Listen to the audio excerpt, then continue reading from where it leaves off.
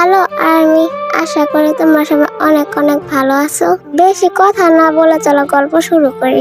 Sugar কথা শুনে সবাই তীক্ষ্ণ দৃষ্টিতে সুগার দিকে তাকালো। সবার কপালে চিন্তার ভাঁজ।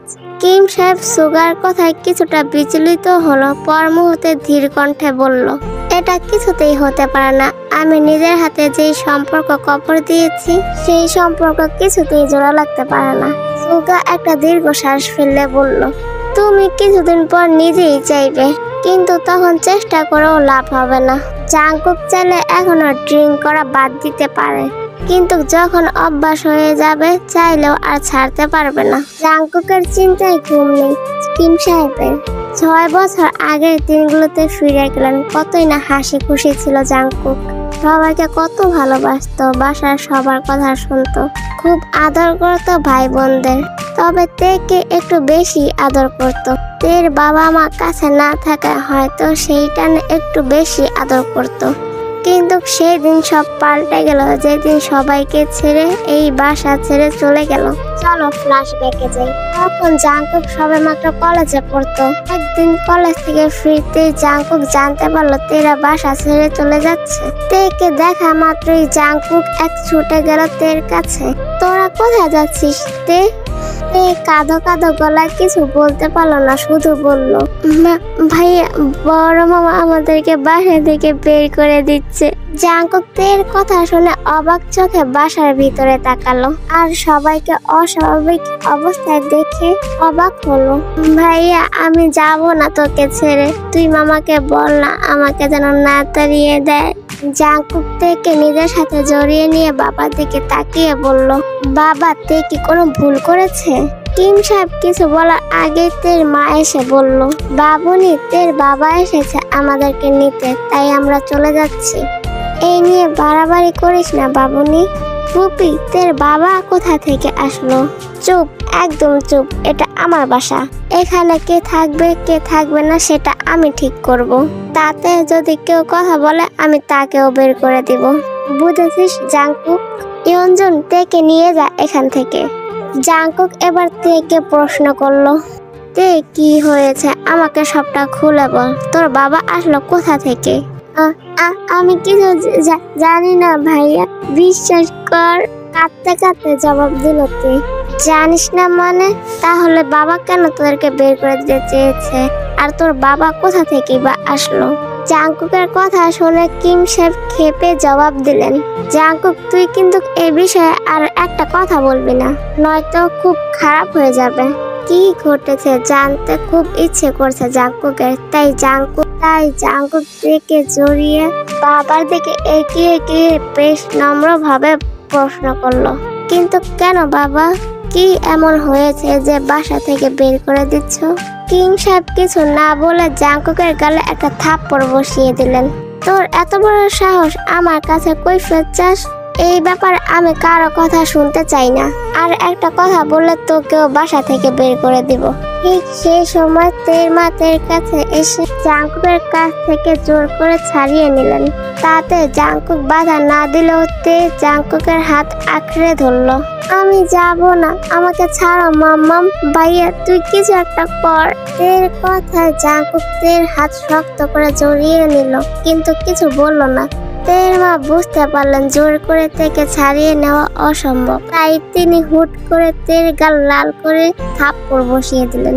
রাসলীলা হচ্ছে, লজ্জা করে না এতগুলো মানুষের সামনে এইভাবে একটা ছেলেকে জড়িয়ে ধরতে?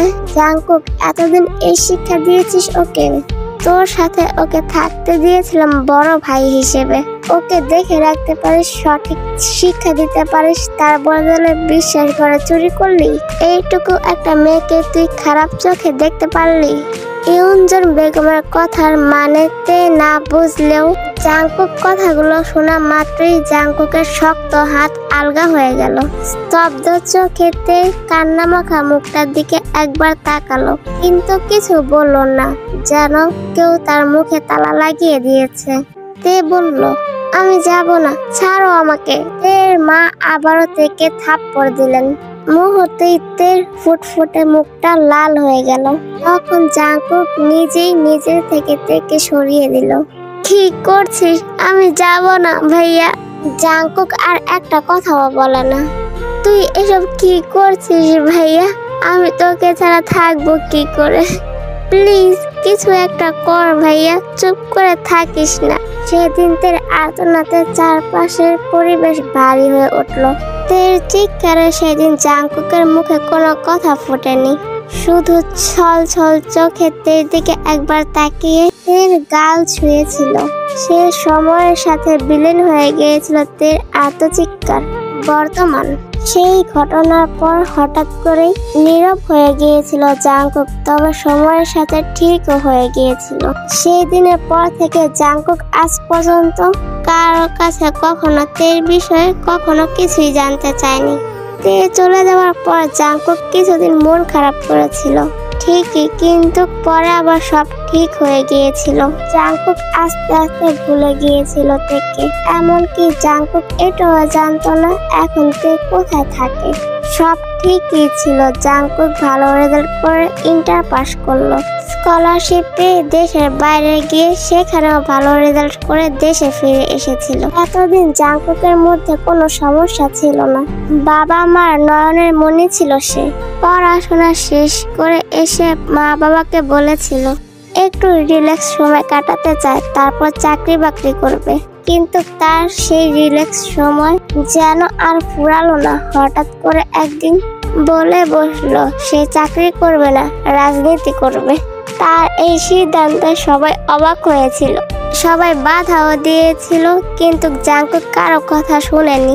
গত 1 বছর ধরে রাজনীতি করছে জাংকুক। রাজনীতিতে ঢোকার পর থেকেই সব যেন একটু একটু করে পাল্টাতে শুরু করলো। জাংকুকের মধ্যে ভিন্ন ধরনের সমস্যা দেখা দিতে লাগলো। প্রথম রাত করে বাড়িতে ফিরতো, আস্তে আস্তে বাসার সবার সাথে কথা বলা কমিয়ে দিল।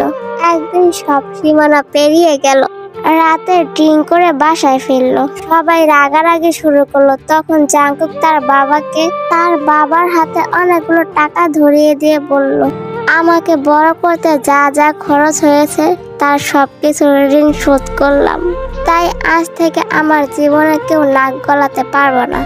ধীরে ধীরে জাংকুক রাজনীতির জঘন্য বেড়াজালে জড়িয়ে গেল।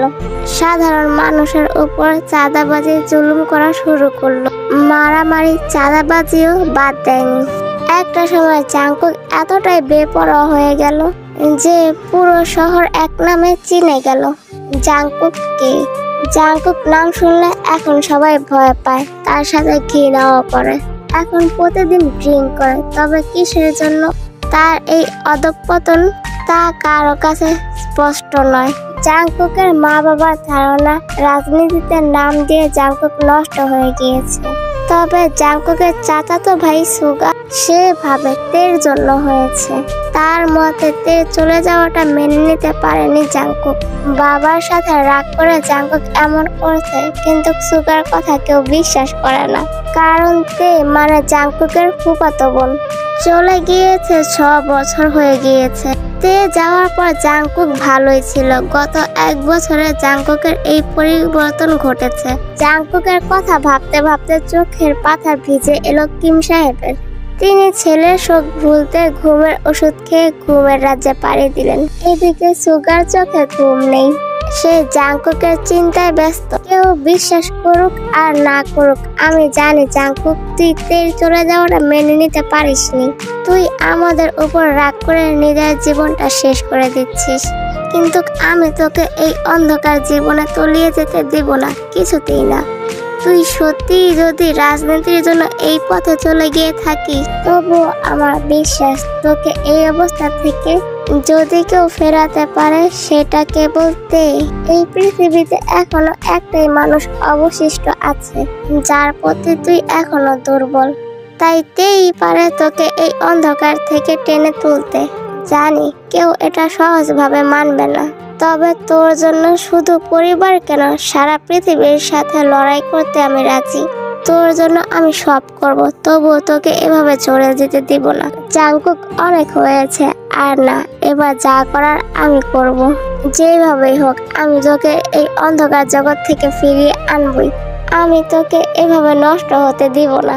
জানি বিষয়টা সহজ হবে না, কিন্তু তবুও আমি হার মানবো না। তোকে ভালো হতে হবে, হতেই হবে। কথাগুলো ভাবতে ভাবতে সুগার আর রাতে ঘুম আসলো না, সারা রাত জেগেই কাটালো। আজ এই পর্যন্তই, বাকিটা আবার পরে পাঠিয়ে দেবো। ততদিন পর্যন্ত তোমরা সবাই ভালো থেকো। টাটা।